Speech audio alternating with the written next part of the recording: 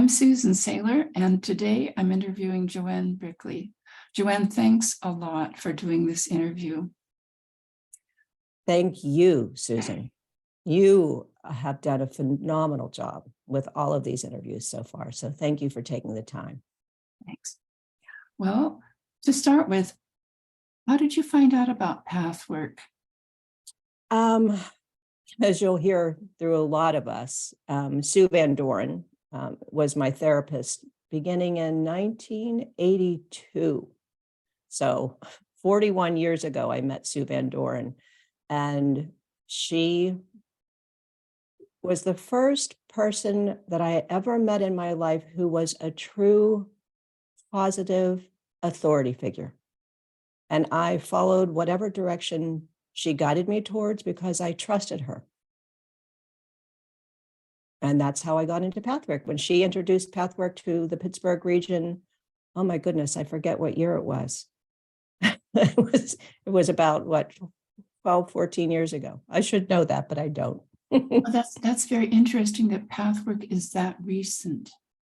In Pittsburgh. In Pittsburgh, yeah. In Pittsburgh, yes. And Sue Van Doren, in her retirement, decided to become a path worker due to her own life struggles. And then as part of her pathwork learning, she was required to teach. So she taught a class, and she asked all of her then therapy clients to attend the class. And we dutifully, went along because we appreciated her and trusted her. And that's where I heard the first, it's not actually where I heard the first lecture. The first lecture I ever heard of from Pathwork was in an energy healing school that I had attended before Sue started teaching here. So I was familiar with the lectures, and I found them to be really dense and difficult to understand. So when Sue taught, she broke it down into bite-sized pieces that were applicable to my life at the time. So that's what really then got me involved in Pathwork. So Sue and her being an authority figure you could respect drew you to Pathwork, but what in Pathwork offered itself to you? Well, in that teaching that evening that Sue taught, there was another woman, Kathy McAllister. And I'm a recovering drug addict and alcoholic, and I was in rehab. And Kathy McAllister was then in a position of authority at the rehab that I had gone through. And she was in that same teaching that Sue led. And she said something that caught my ear. And that was that Pathwork was the first place that she ever experienced being accepted for all of who she was. So as a drug addict, it's not a very acceptable way to be, in society for obvious reasons. And when we identify as only the worst in ourselves, it's crippling psychologically, spiritually, emotionally. And Kathy said, this is the first place I have ever felt accepted for both the good and the not so good in myself. And that's what got my attention. That's a powerful acceptance. Yes, it is. All of who you are is accepted in Pathwork. In fact, the more we reveal that we usually hide about ourselves, the more then we have access to the best in ourselves.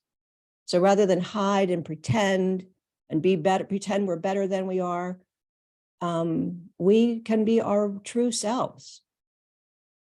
So in the revealing of the worst in us, we have access to the best in ourselves. And that's takes why I love courage to be able to reveal our complete selves. It takes courage, and it makes sense to me in a way. Because when I'm interacting with people who I can tell they're pretending to be something they're not, it doesn't feel good. It really doesn't feel good. I'd rather have someone say, that honestly, I'm both this and that, than pretending to be just their, what we call in Pathwork, their ego personalities. I agree with you. I would too. I like to know where I am. Right. It feels safer, doesn't it? Yeah. So what changes have you been able to make in your life because of pathwork? Well, you don't have enough time in this interview, but I had gone from one failed relationship after another to being married happily to a wonderful man who we have our struggles because relationships are fundamentally the friction in a relationship is always going to be there because we're human. But we have a phenomenal, committed relationship. And I have dear friends who, and family members who I brought in. My son is a path worker, so, which has brought us closer together. And I love my day-to-day life now, as opposed to having it be something that I just slog through to pay the bills. Mhm. So I actually, and not always and not perfectly, but I actually love my life now. What a triumphal statement to be able to make about your life. Yeah. Well, especially coming from being, a drug addict and hating my life and hating myself and making one horrible choice after another. Yeah, it's quite a change. So pathwork isn't easy for anybody once you make a commitment, but what would you say were the biggest challenges that pathwork asked of you? Well, there is a belief in all of us, and it's in pathwork, it's called the fundamental belief of the self. And I had a belief that I was bad. Like it was fundamental to my being. And my life showed how my badness, in quotes, if you will. And really coming up against that belief, coming up against the belief, because underneath that belief are really painful, challenging, sad, hurt, disappointments that are in reality on this planet. It does hurt here. Oh, So yeah. to be able to go in and through that negative belief of myself as being all bad, and through the feelings that had me create that belief, that was really challenging. It was really difficult because it's almost easier in some ways to just like, oh yeah, life is terrible and I'm bad and that's just how it is, rather than to actually feel the true painful feelings of life here. Now, on the other side of that, I see the fallacy of that belief, that it's easier to just believe that you're all bad. That's not really at all easier, but it feels that way when you're on the one side of it, where you just stay solidly committed to, I'm bad, life is horrible, and just staying stuck there. And that's suffering. And as well as anyone does, it's not a quick change. No. And in fact, all of the years of the transformation program, which is the first program that an advanced student takes, and then teacher training, and then helpership training, and then helpership supervision. It's years and years and years. And I don't think I really got to the core of my negative beliefs of myself until a year ago. Till I could really go in and through that. And I still fall into that trap, even today, because I'll always be human. And as a human being, that's always a possibility. So for people who might think, years, don't have years, what helps you hang in with pathwork and keep working? Because I have suffered in my life tremendously. And I know the pain of that ongoing suffering all too well. And the freedom that at first you get a glimpse of here and a glimpse of there, then becomes more and more available. So now I have more and more days of freedom to trust life, to trust myself, to have faith. So it starts as a glimpse here and a glimpse there. And the freedom of being true to yourself is such a glorious feeling. I would actually, this might sound absurd to someone who has never gotten high with drugs, but it's akin to getting high. Like, that's how freeing it is to be completely free of your ego self, is the greatest freedom that there is. So this freedom is energizing. Very much so. We go from, I go from being tired and struggling and efforting and working hard and feeling downtrodden and like there's no hope, to, oh, there's possibility here. I can be in love. I can be awestruck. I can care about others and not worry about if I get a response from them or not. So it's an absolutely glorious experience that once you taste it, it's really hard to never want more of that. And I still get stuck, to be clear, I still get stuck in hopelessness occasionally. And but there's always a knowing that there's something else available, even when I'm hopeless now. Now, you mentioned the phrase, my true self. Mm. How do you know when you're in contact with your true self? Because I feel relaxed. I feel like I'm in reality, like I can see the greater truth, that even though there might be something uncomfortable or inconvenient, I know that I can handle it.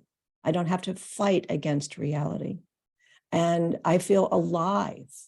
And I feel like I want to do my best. And that's how I know I'm in touch with my true self, because there's no conflict in myself.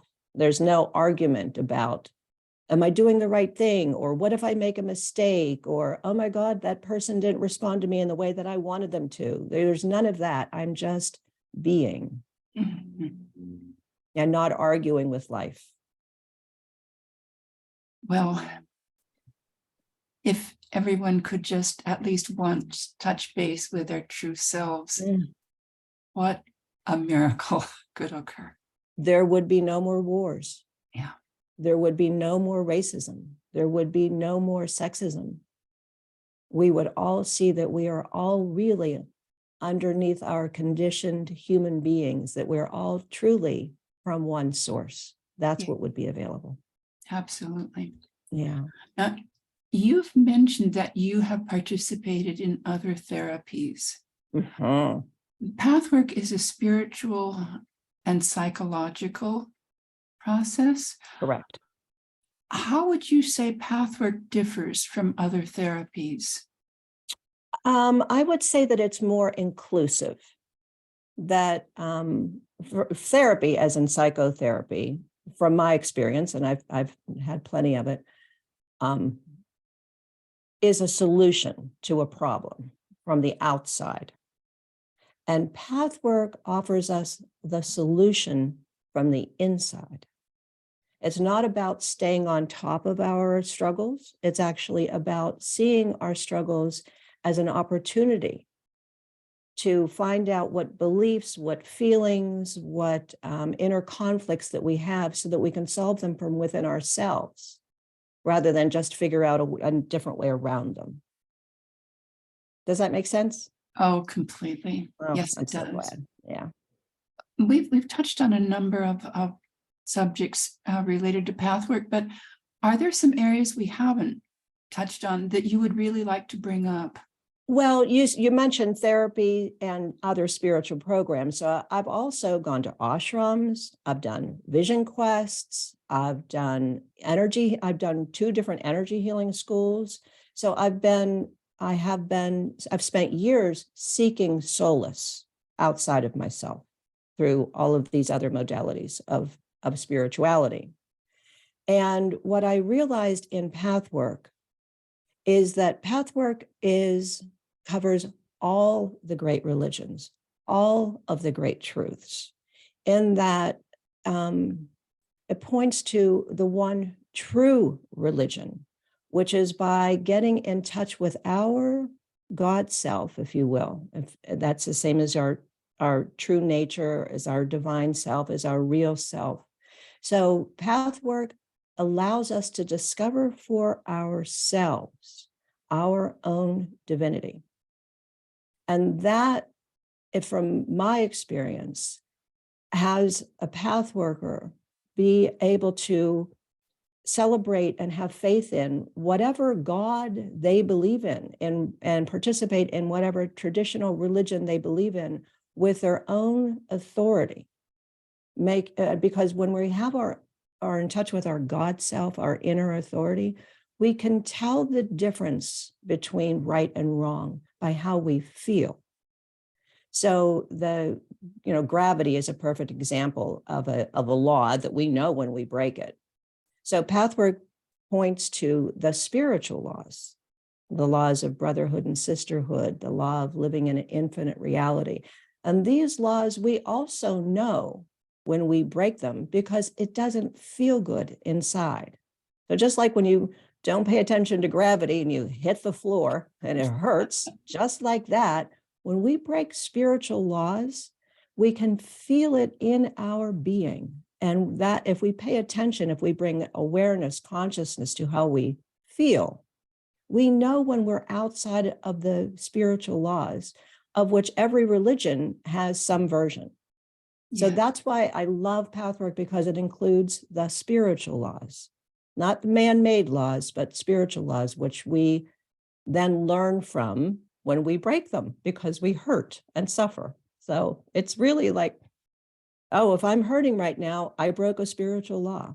It's that easy and that difficult. Yes, easy and difficult. Easy and difficult. It is the hardest thing I've ever done and the most simple thing I've ever done. That is a beautiful statement. Mhm. Joanne, thank you so much. You have such a profound understanding of pathwork and your relationship to it. Thank you very much. Thank you very much, Susan. It has brought me everything that I've ever dreamed of having. Oh my, if only everyone could touch on that experience. And that is my greatest desire. That's why I teach pathwork with the passion with which I teach it, because I know that, you hear people say, well, if I can do it, anyone can. And I have that experience. And I do believe that if I can do this, anyone can. Thank you for that affirmation. Thank you, Susan.